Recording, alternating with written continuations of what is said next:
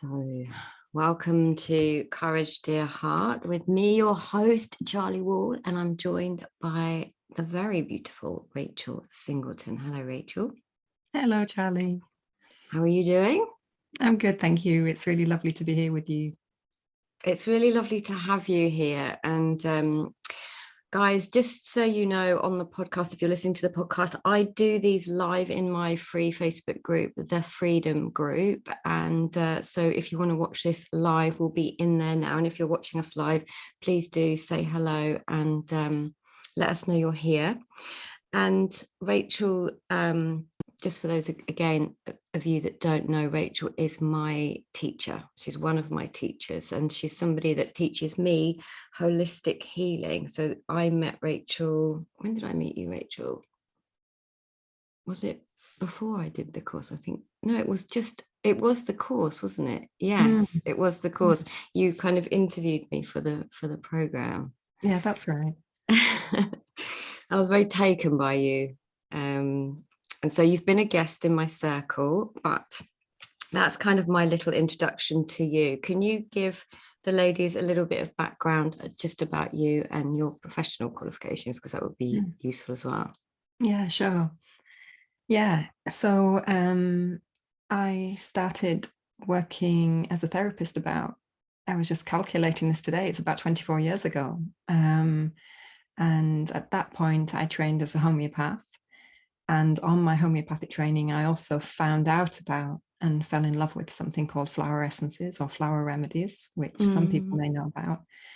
And what followed was a 20-year journey of exploring plant spirit medicine, and particularly around flower essences, and making my own range and working with people and training practitioners.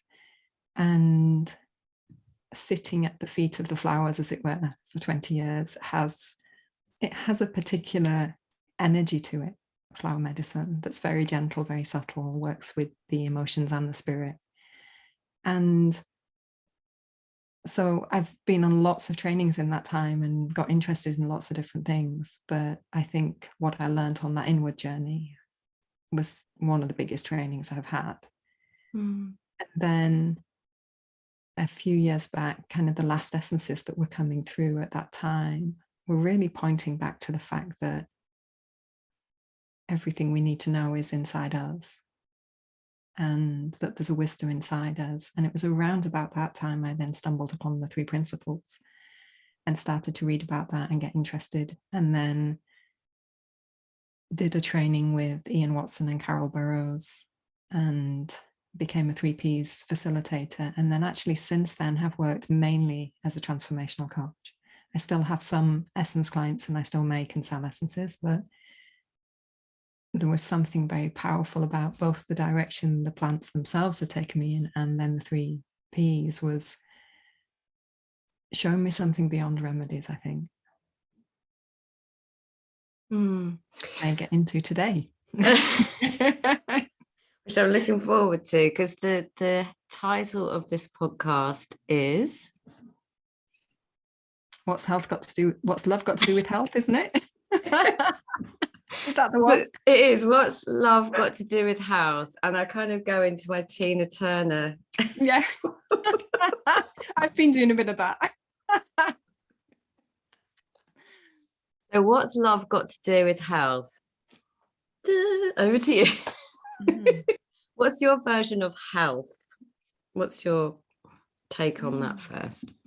That's a nice question.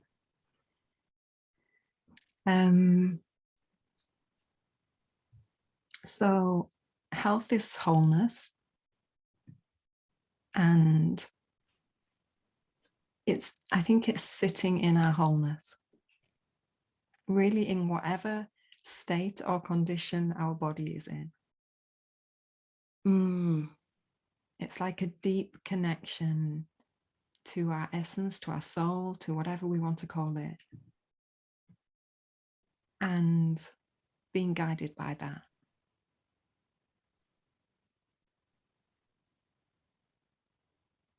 Yeah, I'm just feeling into that, because it's just such a lovely statement. So it's just such a lovely sentence. And also this is just going back a bit, you mentioned about flower essences being gentle and spiritual, and that's how I see you. So that's so interesting that you were drawn to them, and that's kind of the energy also that you radiate. Thank you. Sitting in wholeness regardless of what's going on mentally and physically. Yeah. So what's love to you then?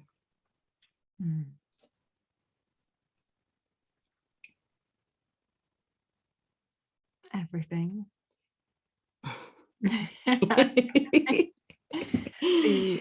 the stuff of the universe, the force behind all things. And it manifests in so many beautiful ways. But I think one of the ways it really manifests is as kindness. Whether that's kindness towards ourselves or kindness towards other people. Compassion, kindness, gentleness, softness, tenderness. So when I hear that, oh, sorry to interrupt you. What did you say? An open heart. Yeah, when you were saying those things, I was sort of thinking my body, health, my body, mental health, physical health, but my body was something that I wasn't kind to, I wasn't compassionate to, I wasn't sitting in wholeness with it. So has it always been your experience that you have had love, compassion, kindness towards yourself? No, not at all. Quite the contrary.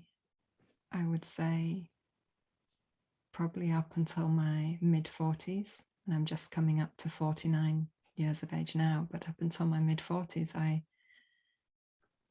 didn't show love to myself really, and my body let me know that in no uncertain terms. So I was in chronic pain for over 20 years and debilitating chronic pain. And that was like the daily norm. And it wasn't until I began to see how unkind I was to myself and how much I was pushing myself and trying to be perfect and trying to fix things and it's like I was doing everything from this sense that I was somehow wrong and that my body was somehow broken and that everything about me needed fixing. That's where I was coming from, and I believed that so thoroughly that if you imagine, coming from that place every minute of every day, well, how can I sit at ease within my being if that's what's going on? If there's that level of stress and anxiety and distress, then my body is going to be in that as well. It can't not be part of that conversation. But there were kind of pockets of time. So every morning I would write to spirit. I would just sit there and pour out my woes. But then I had the sense to not just stop there and walk away, but to then sit with my pen poised and then just wait for spirit to answer. And I remember when I read Conversations with God and found out that other people do that, it was quite lovely to discover that. And it sort of confirmed what was going on in me, that I wasn't just making it up when I was hearing this really kind, loving, utterly accepting voice coming through. But even though I sat and bathed in that for an hour or so, and that was always the time when my symptoms were at their easiest, let's say, for the day. As soon as I put that journal down and got on with my day, I seemed to just forget that. And I just went back to pressuring myself and pushing myself. But it was so invisible. It's like, I stumbled upon it a few weeks ago. I was busy doing some work, and it was coming up to lunchtime, and I'd been working for 2-3 hours, and you know, when you've just been kind of standing around a lot and you get cold, and my heating wasn't on, and I really needed to go and get the heating on and go and get some food and something to drink and just look after myself. And I heard that, and I immediately dismissed it and just kept on working. And then I saw that I'd dismissed it. And I realized that that's what I did for 20 odd years. That I constantly dismissed this something quiet and loving inside me that was saying, go and do something to look after yourself. That had this innate sense of balance and what I needed and what was good sense to do in that moment. So on this occasion, when I saw that I was overriding my loving self. I just downed tools and went out the door and went to go and put the fire on and get food.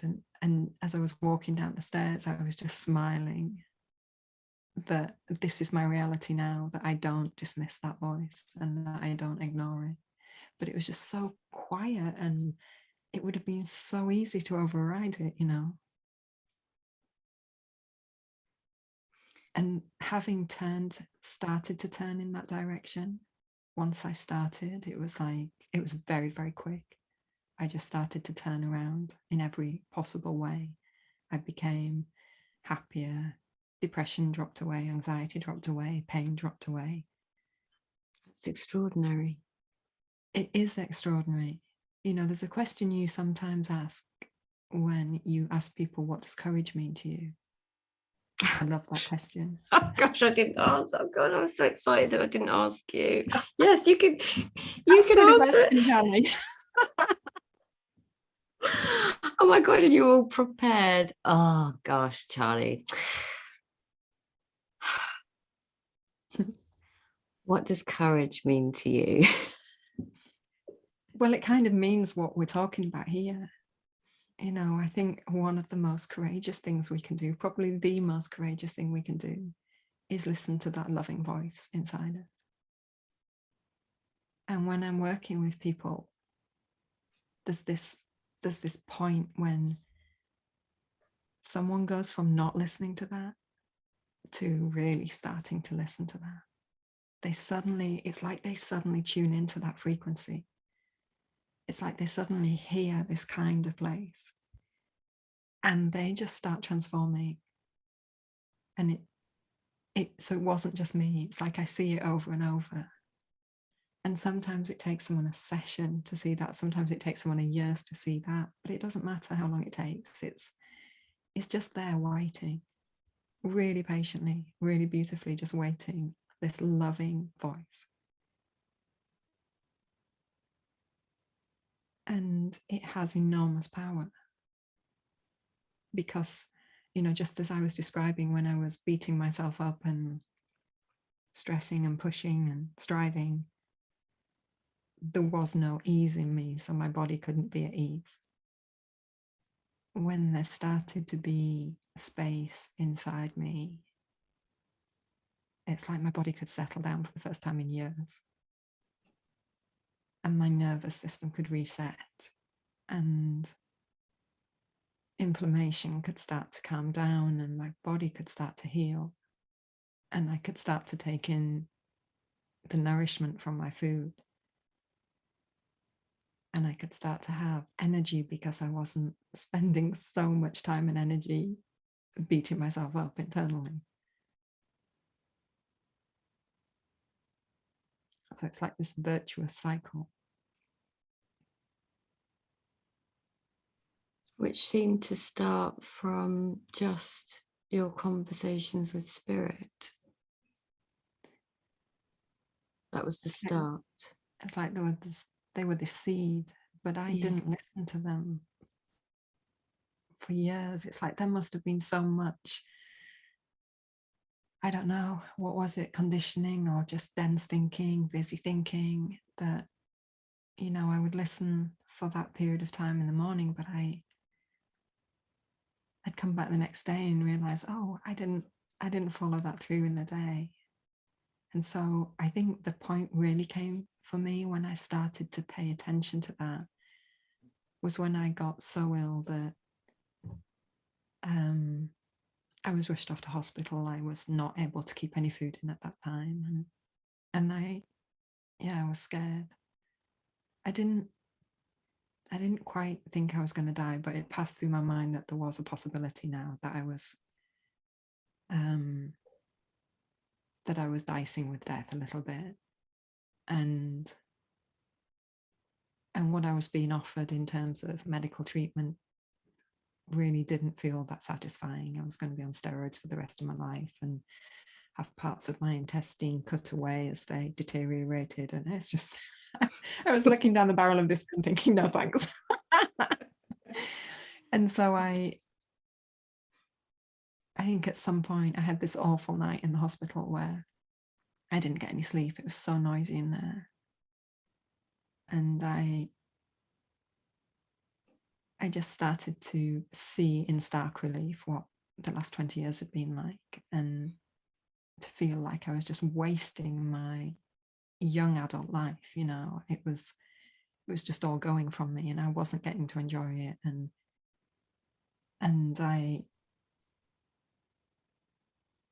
I could kind of see like this shining light in amongst all of that was these conversations.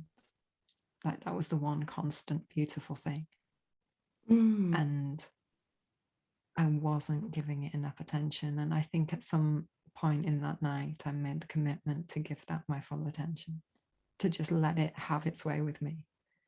There's a lovely song by Prince. One of our course participants sent it to me recently. Love, thy will be done. I can no longer hide. I can no longer run. And what's the song by Prince called? It's called Love, Thy Will Be Done. Love Thy. God, I used to love Prince because, of course, he was purple. Yeah.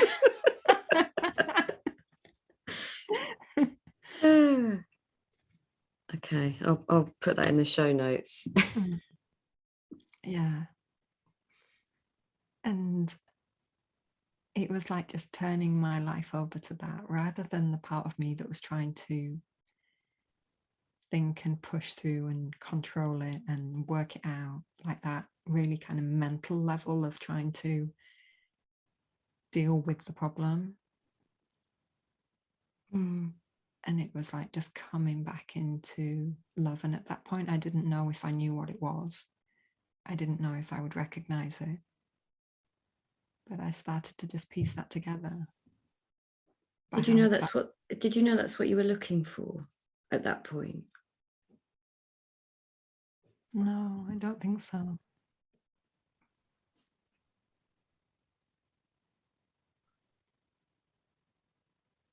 Well, because, you know, what's love got to do with health? And what you're talking about here is this extraordinary opening, you know, listening to spirit, or having spirit kind of speak through you, ignoring it, but like doing that every day, which I think that in itself is extraordinary. And then ending up in hospital and then making that conscious decision to take care of you physically and mentally, or just mentally, or was it a conscious, all of it? Yeah.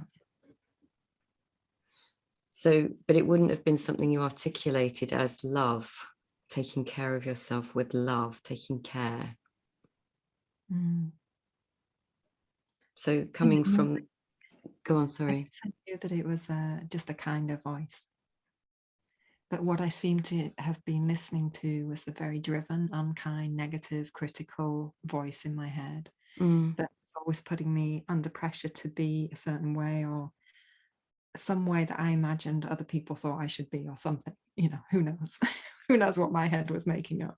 But I think we all know that. We all know that voice. It's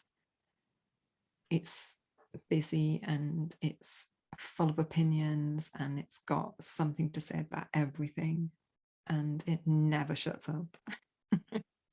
And it feels really compelling, and like we should really listen to it. And I guess at some point I must have realized that listening to that 24/7 was just making me so sick and tired. And so, because a big part of what I also experienced during that time was chronic fatigue. And so I just had to constantly think in terms of what I had energy to do. And there were times when I could only put 1 or 2 things in the week, never mind the day. So it's like we don't see just how exhausting it is to live with such negativity. And to just start to believe in the possibility that I wasn't dreadful, I wasn't a failure, that there wasn't anything wrong with me, that what I knew to be true, I actually knew to be true, that what made sense to me actually was good sense, that, I'd been trained in remedies for 20 years, and those remedies are amazing because they can help in so many situations in such a natural and gentle way, and they can really work with the body. And things like homeopathy, that will always be my first medicine of choice if something goes on. And I've seen countless times when they've really helped in lots of acute situations and with some deeper stuff. But for me, they weren't touching this pain. They just weren't touching it. And I think at some point, and I don't know whether this sounds really corny, but at some point I realized that there was a better remedy, and it wasn't in a bottle, it was inside us, and it is love. It really is love. And what does that mean in practice? Well, what's the kindest voice that's speaking in you in a given moment? If you've got a voice shouting in your head at you that you should be doing this, or you're a failure because you can't do this, or you're comparing yourself unfavorably to other people or to how you think things should be, or there's so many ways in which we can be cruel to ourselves. And we don't mean to be, but it's just like this conditioning and this habitual thinking. So what would love look like in that situation? For me, it's recognizing that I've got a really critical voice going on in my head, and that's not the part of me I need to listen to. It's there, yeah, it's doing its stuff, it's having a rant, but it's not actually the most conscious part of myself. It's the least conscious part. And I really don't need to be giving it bandwidth. So what would be a kinder way of responding to myself or looking after myself in this moment, or responding to a situation or another person? And it feels really practical. It feels surprisingly practical.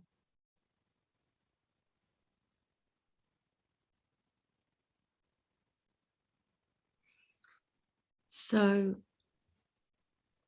would you say then that it was a practice for you to do that, to follow that kind of voice? Was it some, because I hear a lot, and as I'm sure you do, like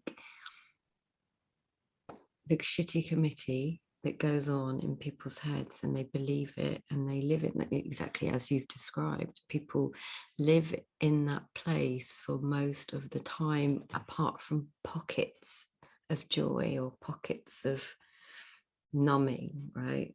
For you, it feels, as you sort of articulate it, really easy and gentle. But was it like that for you? Was it a practice? Was it learning to trust yourself, learning to trust that love? It was definitely learning to trust that. Yeah. So the voice itself is gentle and always points me back to ease. But my ability to listen to that was not just some straightforward, a switch is being flicked and now I'm okay and I just listen to love. No. Oh, that would be nice. That's why I was curious, really, because when I do the work with my own clients, I try and encourage them to practice listening in, literally just like, let's practice and rejoice, you know, if we do listen to something, because we're so conditioned and we're so well versed in listening to the other thing. It feels normal. So for you, it feels like it's really the norm now to treat yourself with love, listen for love. Yeah, I would say it's more the norm than it isn't. And there's always going to be areas of growth in this. I can't see this ever not. I don't think the well of love has an end. And there's always more of that to experience. So I think the fact that I saw that there were unkind thoughts and there were kind thoughts, and that the kind thoughts were healing, that they took me in a better direction.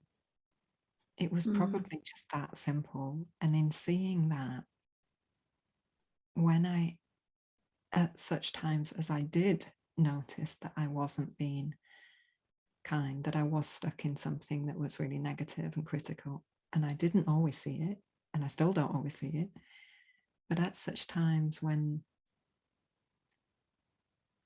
for some reason I do, I think I just come back to that clear realization that I have a choice here. I'm actually really not subject to or a slave to those thoughts in my head anymore, because they're becoming more and more visible. And I see more and more the rabbit hole that they would take me down, the blind alleys, the suffering, the struggle, the horrible feelings that come with them. And my body responds very quickly in no uncertain terms and gives me a stab or two of pain to let me know that this doesn't feel good. You don't like it when you listen to that. You know, it is literally painful. You know, the body is such an amazing, impeccable feedback system. If it's telling us that it's in pain, there's good reason for that. And yeah, so it's been a gradual progression to just open more, love more. When I feel myself tighten and get fearful and get defensive or get worried, then I guess I see that differently now. I see that that's a place where I haven't let love in, and that it's a good thing that I'm now getting the feedback that that's a place I haven't let love in, because I can now let it in. And what would that look like there in that particular situation or in that particular instance? How would it be to come from love in a situation where I feel scared or stressed or tired or knocked back on my heels? And it's like there's this potency to it that's so lovely, that feels so good, that it's like you just start wanting to hang out there more and more.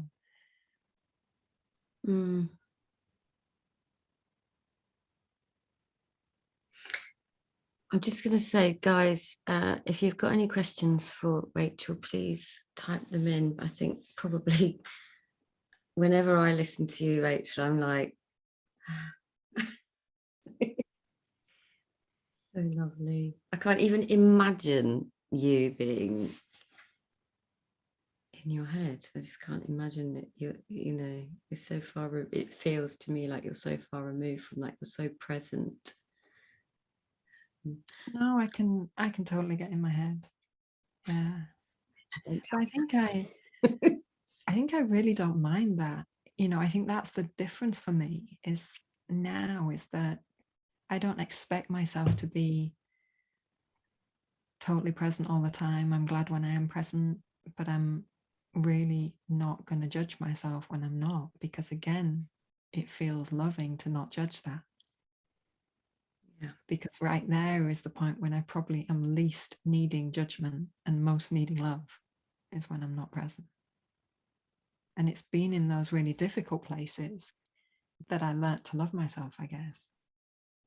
I learnt to love myself when I was really ill and could not get better and was apparently failing at that despite being a holistic therapist. And I learnt to love myself when I was feeling anxious and uptight and,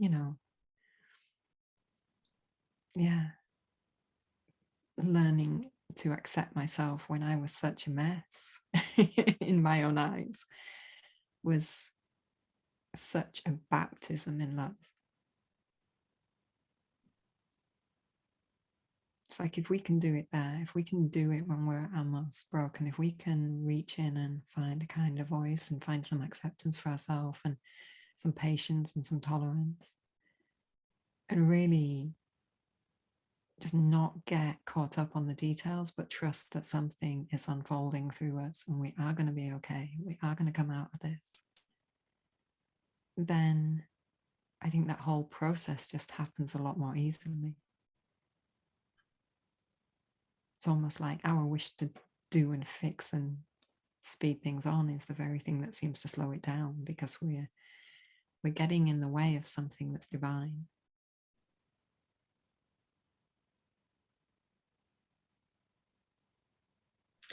So that divine, like if someone's listening to this, Rachel, and they do suffer with fibromyalgia or pain or any of the sort of things that you've described,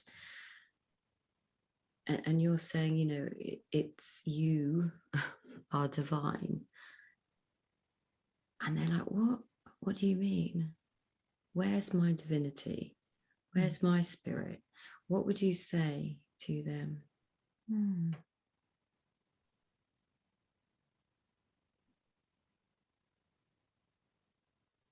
I think that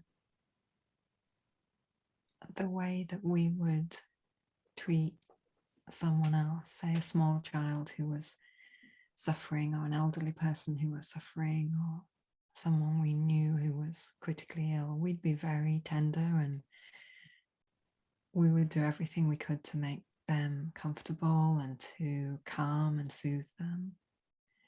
So we have that quality inside us. But this is where the courage bit comes in. We often don't give that to ourselves. And it was like I was really at ease with looking after all my patients and clients, and I could give and give and give from sunrise to sunset, but I wasn't turning that beautiful power on myself. I wasn't allowing myself to receive that or have access to it. So if being divine is a problem, then don't worry about being divine. Just set that to one side. And if even the word love is a problem, don't worry about that and set that to one side. But consider that the kindness that you would naturally show someone else is actually the very kindness you need to show yourself. And to stop criticizing everything you do or don't do. And when a person starts to notice that the way they are with themselves and the kind of thinking that they listen to predominantly is taking them over, and that they don't have to have that be the case, that they are actually entirely free to listen again for something kinder, then the pain that comes with that thinking just starts unraveling, and unraveling really quickly. Like my own symptoms turned around in 3 weeks. And that was after 20 years of like trying everything. Except love. Yeah. And I kept looking for it from other people's guidance and other people's input. But then would just come back and be really harsh with myself in my own head and really frustrated with myself. And yeah, turned out just being gentle and kind and accepting was enormously powerful. And as I say, I see that over and over again. It's like the point someone transforms and their life transforms is when they start to just give themselves the benefit of the doubt, just be kinder, just be less quick to criticize, stop putting themselves down, either verbally but also internally putting themselves down. There's a lovely bit in Michael Singer's book, The Untethered Soul, where he talks about how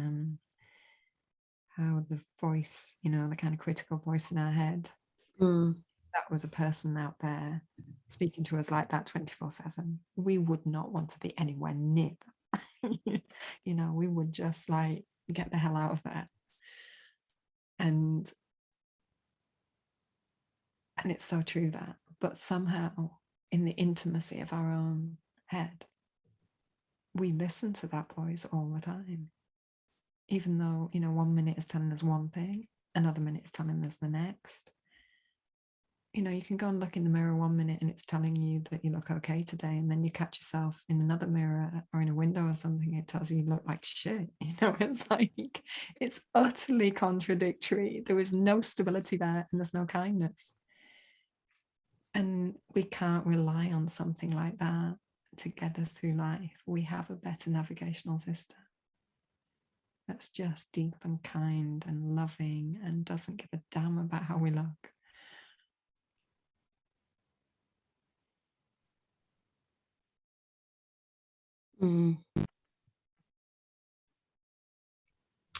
Has your experience of thought then, because you mentioned the 3 principles earlier and your background's homeopathy and flower essence, and I know you tell an extraordinary story about how the flowers spoke to you, but has your experience of understanding or seeing through thought after the principles, has that eased for you? Do you take less notice of it, or what is it? What's your relationship like now with your own critical voice? Yeah, I think the 3 principles clarified a lot. It's like I was just on the brink of daring to think that I didn't need to listen to that critical voice at all, that I'd almost got to the point where I was seeing that, and then the 3 principles came into my life and just really started to underline that and affirm that. But I think more than that, I think what the 3 principles really gave me was not so much in terms of thought, but more in terms of feeling. That feeling good is available. And bearing in mind that, yes, I was already healing a lot by then, but I'd had a lot of years of not feeling good. But that, Sid Banks talks about the beautiful feeling all the time. It's like at the heart of his teachings, and he constantly kind of encourages us to bathe in that and be in that and be saturated by that. My words, not his, but that's the sense I get. So I just started to realize how, I think it's Greg Braden who says that feeling is the quantum power of the universe. Like the quality of our feeling is immensely powerful in creating our life. And if I was hanging out all the time in these very negative, worried, unhappy feelings, and that had almost become like all that I really was feeling, except, as you were saying at the start, pockets of joy here and there that seemed random and unpredictable, and I never knew when I'd get the next one. And then I guess the 3 principles were sort of saying, no, good feelings are extraordinary and they're available, and let them in. that's kind of the message I've got. And so I've been expanding my capacity for good feelings and noticing what feels good to me as well. What in my life feels resonant and vibrant and alive. Noticing when something comes along that has that quality. And just, I suppose, being really quite committed to living in a beautiful feeling as much as I can, because it just feels good to do it. And that from here, I seem to see more. You know, I'm quieter inside. I'm more peaceful. I'm more available, and I heal quicker. Things move through me, through my energy system, like a shock or a disappointment or a whatever it might be seems to come in and come through much quicker because there's less resistance. So that feels really powerful.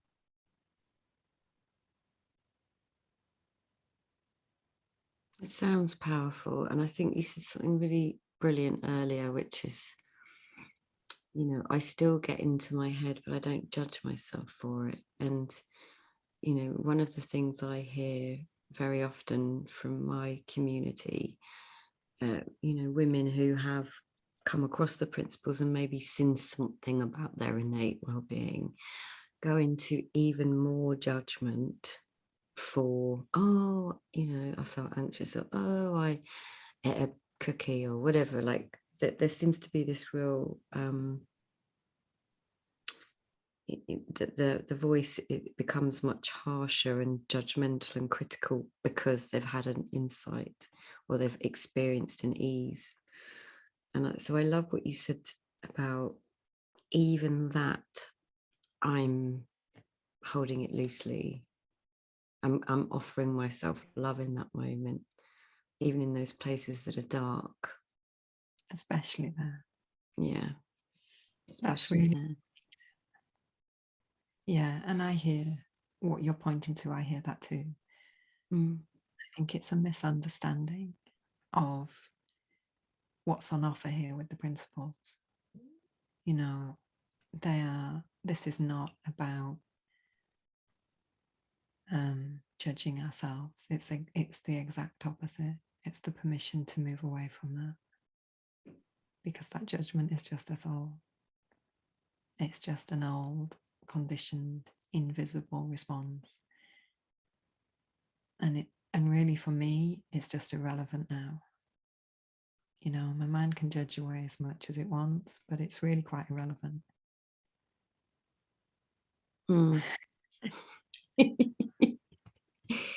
And it really does all keep going. You know, this morning I was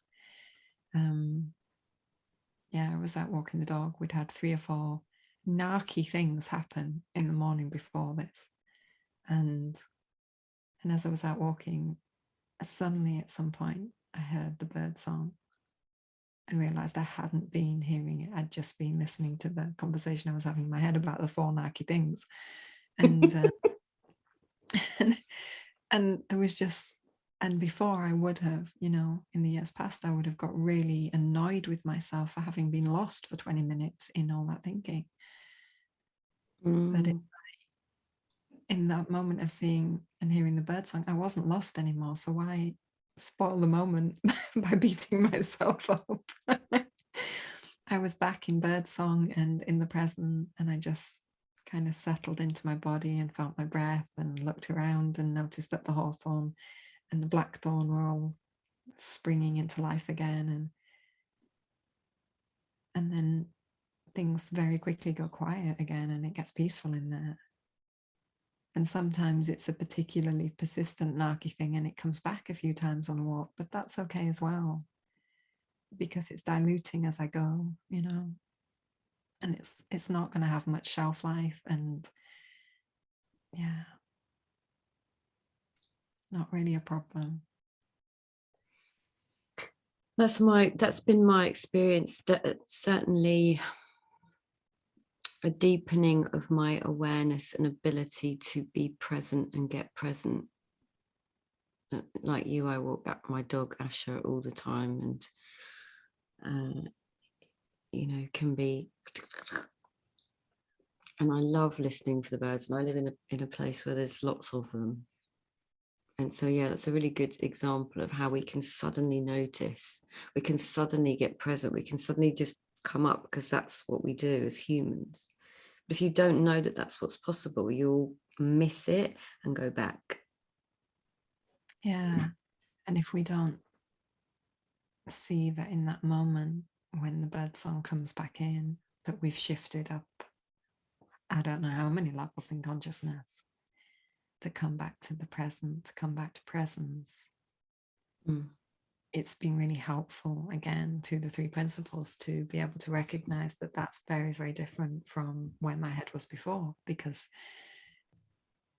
previously I would have thought I needed to go back and keep thinking about these snarky problems. I would have thought that is the responsible and useful thing to do with my brain, you know.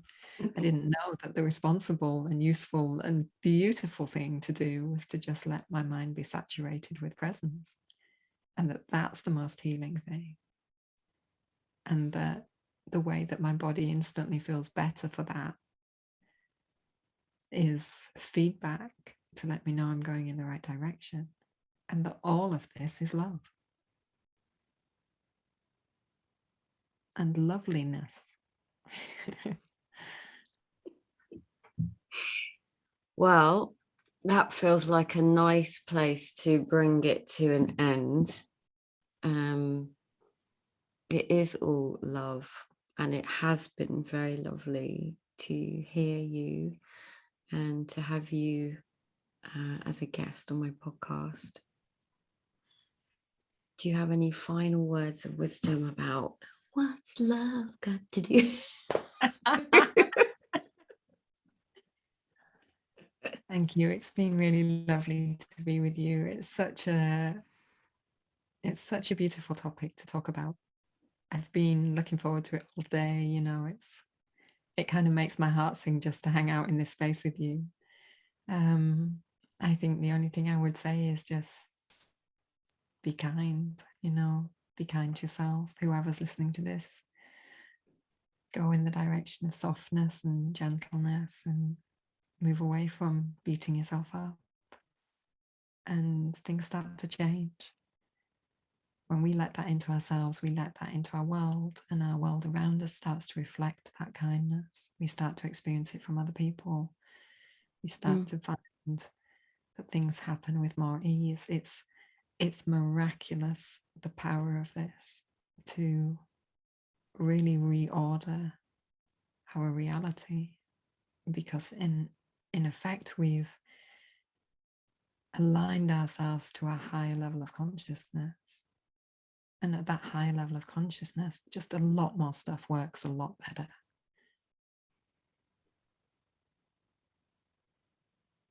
It does. Thank you very much. Thank you, ladies, for listening. And if people are interested in finding more about you, where can they go?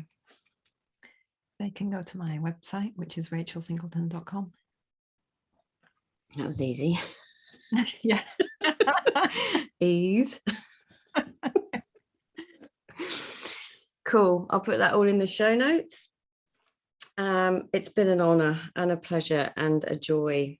So thank you very, very much. And I think this will resonate, and I hope it will help a lot of gorgeous women who may be in their head too much. So thank you so much, and I'll see you very soon. Bye.